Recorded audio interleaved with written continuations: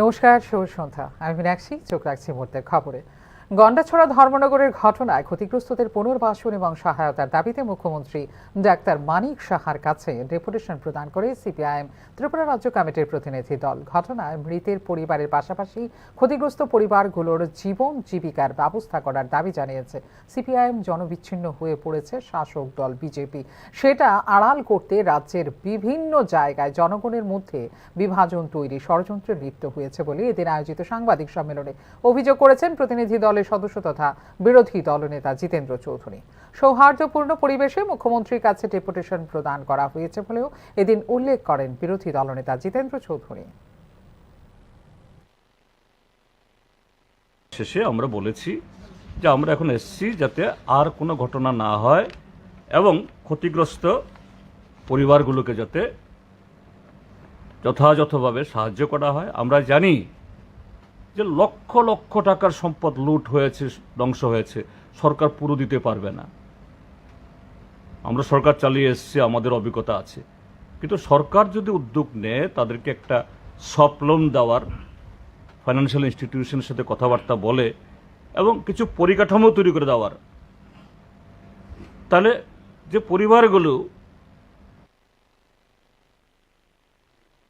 বিদ্যুৎ দপ্তরের অপদার্থতা ও চরম গাফিলতির শিকার হয়ে মৃত্যু হয় এক ব্যক্তির। 63,000 ভোল্টের বিদ্যুৎ পরিবাহী তারের সংস্পর্শে এসে মৃত্যু হয়েছে 55 বছরের বাবুল নমর। ঘটনা সোনামুড়া থানাধীন ফকিরদোলাপাড়া এলাকায়। মর্মান্তিক এই মৃত্যুতে এলাকা জুড়ে শোকের ছায়া। জানা যায়, বাঁশ বেতের কাজ করে জীবনযাপন করার তাগিদে এলাকার বাঁশের ঝাড় থেকে বাঁশ কাটার সময় বিদ্যুৎ পরিবাহী তারের সংস্পর্শে আসে শ্রমিক বাবুল নমো। বিদ্যুৎ পরিবাহী তারের সংস্পর্শে আসার সঙ্গে সঙ্গেই তিনি মৃত্যুর কোলে ঢলে পড়েন, জানান প্রত্যক্ষদর্শীরা। খবর পেয়ে ঘটনাস্থলে ছুটে যায় সোনামুড়া থানার পুলিশ ও অগ্নি নির্বাপক দপ্তরের কর্মীরা। এলাকায় বিদ্যুৎ সংযোগ বিচ্ছিন্ন করে বাঁশ ঝাড়ের ওপরে ঝুলন্ত অবস্থায় থাকা বাবুল নমুর মৃতদেহ নামিয়ে হাসপাতালে পাঠানো হয়। ফকিরাতোলা গ্রাম পঞ্চায়েতের উপপ্রধান ও বিভিন্ন জনপ্রতিনিধিরা ঘটনাস্থল পরিদর্শন করেন।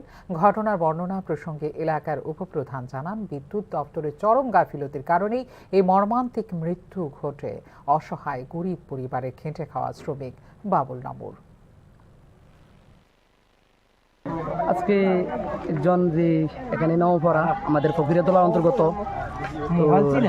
বাবুল নাম, অত্যন্ত গরিব মানুষ এবং বেতকাম করে খায়। এবং আজকে সকালে এই বাঁশমুড়ায় বাঁশ কাটার জন্য আসছিল। এখানে একটা এই 63,000 ভোল্টেজের যে টাওয়ার লাইন আছে, এই টাওয়ার লাইনের পাশে একটা বাঁশ ঝাড় আছে। ওখানে বাঁশ ঝাড়ের উপরে উনি উঠেছিল, যে বাঁশটা লম্বা আছে সেখান থেকে গোড়া দিয়ে কাটলে যেহেতু নিচে টানতে পারবে না, সেজন্য অর্ধেক অর্ধেক করে কাটার জন্য চেষ্টা করেছিল, আমরা যতটুকু দেখেছিলাম। গ্র্যাচুইটি প্রদান করা অঙ্গনারী কর্মীর সহায়িকাদের তৃতীয় ও চতুর্থ শ্রেণী কর্মী হিসেবে স্বীকৃতি দেওয়া, বেতন বৃদ্ধি করা ও অঙ্গনওয়াড়ি কেন্দ্রের ফিডিং বিল বৃদ্ধি করা ইত্যাদি 4 দফা দাবির ভিত্তিতে ডেপুটেশন প্রদান করেন অঙ্গনওয়াড়ি কর্মীরা। শনিবার অভয়নগর সমাজ কল্যাণ ও সমাজ শিক্ষা দপ্তরের অধিকর্তার নিকট এই ডেপুটেশন প্রদান করা হয়। ডেপুটেশন প্রদানকারীদের পক্ষ থেকে জানানো হয়, 2017 সালে অঙ্গনওয়াড়ি কেন্দ্রের জন্য যে ফিডিং বিল বরাদ্দ করা হয়েছিল তা এখনও চালু আছে। বাচ্চাদের খাওয়ার জন্য ডিমের যা মূল্য দেওয়া হয়, বাজারের মূল্য বৃদ্ধির ফলে তার জন্য অনেক টাকা ঘাটতি দিতে হয় অঙ্গনওয়াড়ি কর্মী সহায়িকাদের। তাছাড়া গুজরাটে যেভাবে অঙ্গনওয়াড়ি কর্মী সহায়িকাদের তৃতীয় ও চতুর্থ শ্রেণী কর্মচারী হিসেবে স্বীকৃতি দেওয়া হয়েছে, আমাদের রাজ্যেও কর্মী সহায়িকাদের তেমন স্বীকৃতি প্রদানের কথা জানানো হয় অঙ্গনওয়াড়ি কর্মীদের পক্ষ থেকে।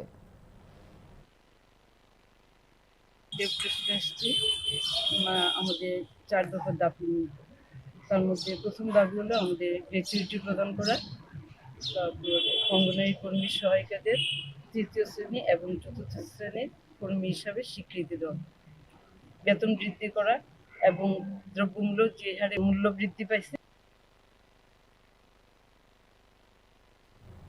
রাজ্যের প্রধান রেফারেল জিবি হাসপাতালের উপর চাপ কমানোর সিদ্ধান্ত রয়েছে সরকারের। এই ক্ষেত্রে জেলা হাসপাতালগুলোর স্বাস্থ্য পরিষেবার পরিকাঠামো উন্নতির মাধ্যমে তা করা সম্ভব। শনিবার গোমতী জেলা হাসপাতাল পরিদর্শন এবং হাসপাতালের স্বাস্থ্য পরিষেবার পর্যালোচনা শেষে আমন্ত্রণ জানিয়েছেন অর্থমন্ত্রী প্রণজিৎ সিংহ রায়। এদিন স্বাস্থ্য সচিব কিরণ গীতিকে সাথে নিয়ে হাসপাতাল কর্তৃপক্ষের সঙ্গে বৈঠক করেন অর্থমন্ত্রী প্রণজিৎ সিংহ রায়। জেলা হাসপাতাল হিসেবে স্বাস্থ্য পরিষেবার বিভিন্ন পরিকাঠামো উন্নয়নে অবিলম্বে পদক্ষেপ গ্রহণ করার জন্য আধিকারিকদের নির্দেশ দেওয়া হয়েছে বলেও এদিন জানিয়েছেন মন্ত্রী প্রণজিৎ সিংহ রায়। যতটা প্রেশার কমানো যায় জিবি থেকে, এখান থেকে রেফার কেস যাতে যত কমানো যায় সেটাও আমাদের একটা বড় ইস্যু আছে। কারণ স্টেটের জিবিতে একটা ভীষণ প্রেশার হয়, সারা স্টেটের থেকে আছে, এবং সেখানে কিছুটা প্রেশার করে গোমতীতে সব ব্যবস্থা করতে পারলে সব আমাদের ডিস্ট্রিক্ট হসপিটালগুলো চেয়ে, তাহলে আমাদের ট্রিটমেন্টগুলো পেশেন্টটা বেশি পাবে, ভালোভাবে পাবে। ওইটাদের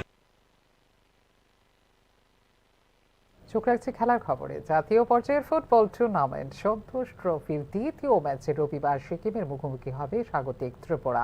রবিবার বিকেল 4টায় উমাকান্ত মিনি স্টেডিয়ামে অনুষ্ঠিত হবে গুরুত্বপূর্ণ এই ম্যাচটি। এদিকে রাজীব সাধন জমাতিয়ার অনবদ্য স্কিল এবং রাজ্য দলের অন্যান্য খেলোয়াড়দের উল্লেখযোগ্য পারফরমেন্সের কারণে সন্তোষ ট্রফিতে মিজোরামের বিরুদ্ধে 4-1 ব্যবধানে জয় নিয়ে নিজেদের যাত্রা শুরু করে ত্রিপুরা। স্বাভাবিক কারণেই সিকিম ম্যাচের আগে অনেকটা আত্মবিশ্বাস নিয়ে ঘরের মাঠে নামবে ত্রিপুরা। অপরদিকে টুর্নামেন্টের উদ্বোধনী ম্যাচে মণিপুর তাদের শক্তি প্রদর্শন করে বাইচুং ভুটিয়া রাজ্য সিকিমকে হাফ ডজন গোলে পরাজিত করে। তবে নিজেদের দ্বিতীয় ম্যাচে ত্রিপুরার বিরুদ্ধে নিজেদের সর্বশ্রেষ্ঠ পারফরমেন্স দেবে রোহিত ছেত্রীর দল, তার বলার অপেক্ষা রাখে না। এখনকার মতো এই মুহূর্তে সংবাদ এই পর্যন্ত। অন্যান্য আপডেটস দেখার জন্য অবশ্যই নজর রাখতে হবে নিউজ নামের পর্দায়। নমস্কার।